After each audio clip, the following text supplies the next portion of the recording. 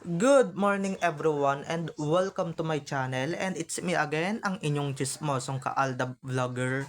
Gusto ko munang magpasalamat sa inyong lahat sa mga walang sawa na tumatangkilik, nanonood, sumusupport at sumusubaybay ng mga content ko here on my YouTube channel. So wag ninyong babaktawan o lalaktawan tong ating content ngayong araw. I'm sure na hindi ninyo pagsisisihan na pinanood nyo ito mula umpisa hanggang hulihan, and syempre wag kayong mag-i-skip ng segment, okay? Buuin natin to, start to finish. And eto na, dumako na tayo sa ating very interesting na main topic for today's video.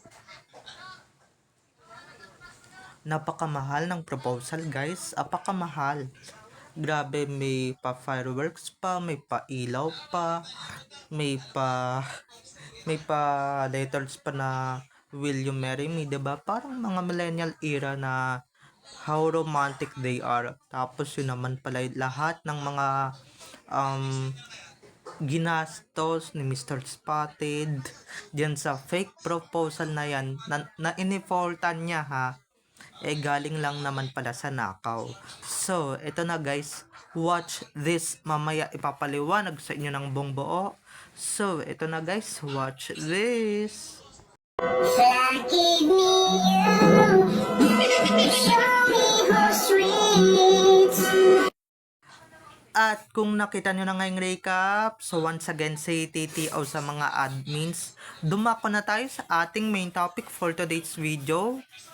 Gaya nga ng sinabi ko kanina, eto na nga, gaya ng sinabi ko kanina, ha, lahat ng nakikita ninyo fake proposal, check, 'di ba?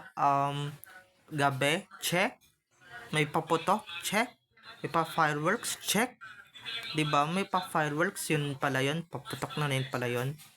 So, at may pa letters na parang may pa ilaw, 'di ba?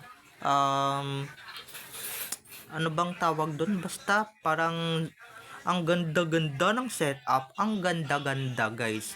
Very romantic. 'Di ba? Very romantic. Tapos guys, ang pinagkagastos, iyak pa talaga si Clown eh. Iyak pa talaga ng bonggang-bongga si Clown eh. Tapos malaman-laman pala natin, bugs. Lahat pala ng ginastos ni Mr. Spotted, lahat ng mga pinangbili niya ng kung ano ng mga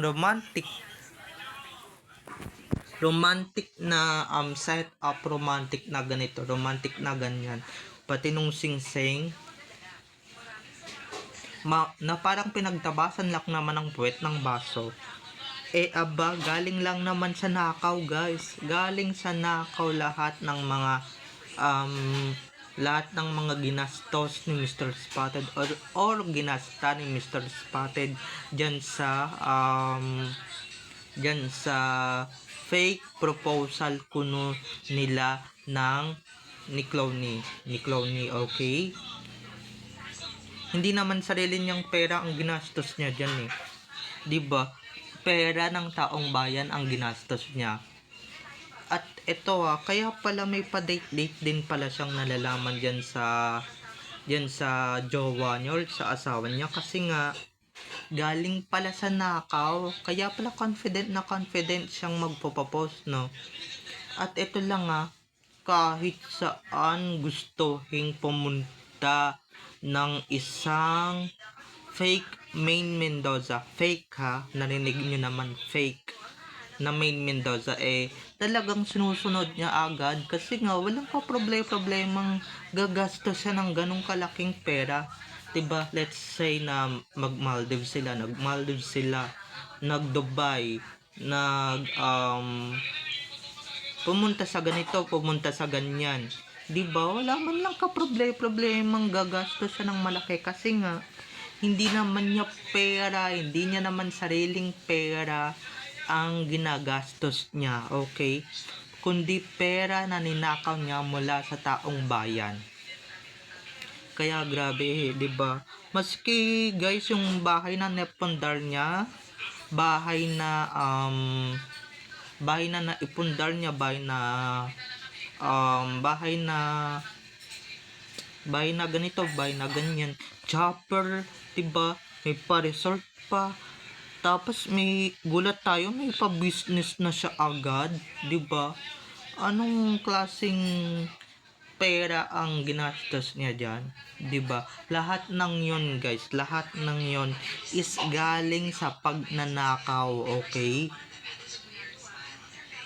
'Di ba? Hindi naman siya ganoon kalaki ang big star, hindi naman siya big star. Hindi kagaya ng mga ina-idolize natin na talagang big star. 'Di ba? At talagang sariling pera talaga nila yung ginagastos nila. Galing sa malinis na paraan, malinis na paraan, hindi kagaya ng ginagawa ni Arjo na talagang magugulat ka, ba't bigla tong nagsha-shopping, bigla tong nag-a-abroad, 'di ba? Although matagal siya sa showbiz pero guys, alam ko naman yung mga matatagal na sa showbiz hindi pa ganun kayayaman, or tsaka ka lang yung mayaman pag nasa ganun ka ng status. Pero pag yan, 'di ba, pag ganyan, wala pa sa ganyang status yan, 'di ba? Kaya may hinala talaga ako, nagnanakaw yan ng kaba ng Pilipino, I swear. 'Di ba? Hindi yan, hindi kasi yan ganyan kaya ayan, 'di ba? Forma pa ng forma, sige. Nabuko ka tuloy, nabuking ka, at buti nga sa'yo nabuking ka. Kasi 'di ba, alam niyo naman yung mga ganyang tao, 'di ba? Mayayabang 'yan, post ng post, mga may day ng may day 'yan. Yan yung kapalit mo ngayon, 'di ba? Lahat ng yaman, lahat ng mga businesses mo, lahat ng mga pinundar mo, kung meron ka mang ipinundar, lahat ng mga kayamanan mo, lahat ng 'yan, wala kasi iniimbestigahan ka na ngayon. 'Di ba? Iniimbestigahan ka na ngayon. Isa ka na sa mga iniimbestigahan. Kaya yung mga fake proposal ko hindi ako naniniwala, guys. Hindi ako talaga naniniwala. 'Di ba? Hindi ako convinced sa mga fake proposal. Kasi ganun kagarbo, 'di ba? Tapos magtataka ka, ba't ganun kagarbo ang fake proposal? 'Di ba? At tapos may pa fake wedding pa na sa Baguio ginanap. Aba, may pera, 'di ba? May pa social pang wedding na sa parang sa labas kinasal, 'di ba? May pa ganun pang may pa ganun pang effects. Pero wala din, 'di ba?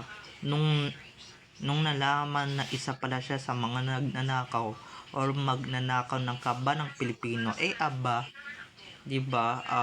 Nabuko sila, 'di ba? Nabuking ang mga katarantaduhan, kahayupan ng mga animal dito sa Pilipinas, or mga ulupong dito sa Pilipinas.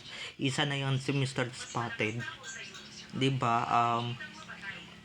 May paiyok-iyok pa siya na dun sa proposal tapos ito naman pala, isa din siya sa mga nagnanakaw ng kaba ng Pilipino. Apakatibay ng mukha niyang magpo-post nang nasa abroad siya. Gaya ngayon, 'di ba, nagtatago siya, nasa abroad na naman siya. Nag-post na naman ang walang hiya, tapos 'di ba, paano? Tinatakasan niya yung mga kasalanan niya dito sa Pilipinas. Bukod sa Aldab, aba, may kasalanan din naman siya dito sa buong mundo, na buong Pilipino ang kalaban niya. Hindi lang basta Aldab Nation. Taong bayan ang kalaban niya. 'Di ba? Taong laban ang kalaban niya, na lalong-lalo na yung mga taga QC, kalaban niya na din ngayon yung mga taga QC. 'Di ba? Kalaban niya na din yung mga taga Quezon City. Akala niya kakampi niya porket baluarte niya. Hindi na, oy. Alam na nila ng pabayakang congressman, 'di ba? Imbis na humarap ka sa kanila, imbis na tulungan mo sila, nasan ka? Takas ka ng takas, 'di ba? kawala ka ng kawala sa kanila, 'di ba? Hindi kanila mahagilap sa oras na kailangan kanila or oras na kailangan nila ng tulong galing sa'yo. Nasaan ka ng mga kailangan kanila, 'di ba? Inaatupag mo fake proposal, fake wedding, pasyal dito, pasyal doon, abroad dito, abroad doon, 'di ba? Na lahat ng mga yan galing lang naman yan sa nakaw, galing lang naman yan sa mga Pilipinong ninakawan mo.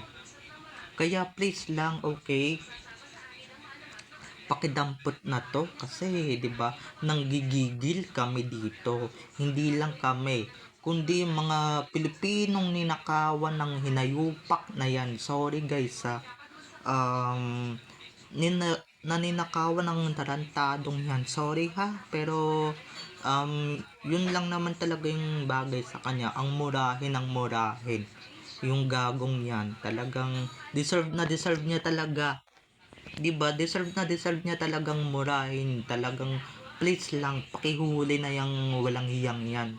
Okay? So wala 'di ba? Tapos 'di ba? Magtataka ka ba't nagkaroon siya ng Inasal Republic, nagkaroon siya ng chopper, or should I say yung kapatid niya, 'di ba?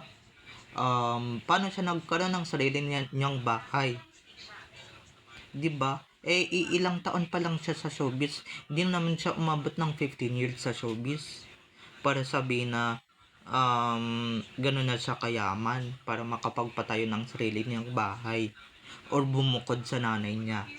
Oo, nagkakaroon siya ng sarili niyang awards, pero yung bahay, diskonfiyado ako guys.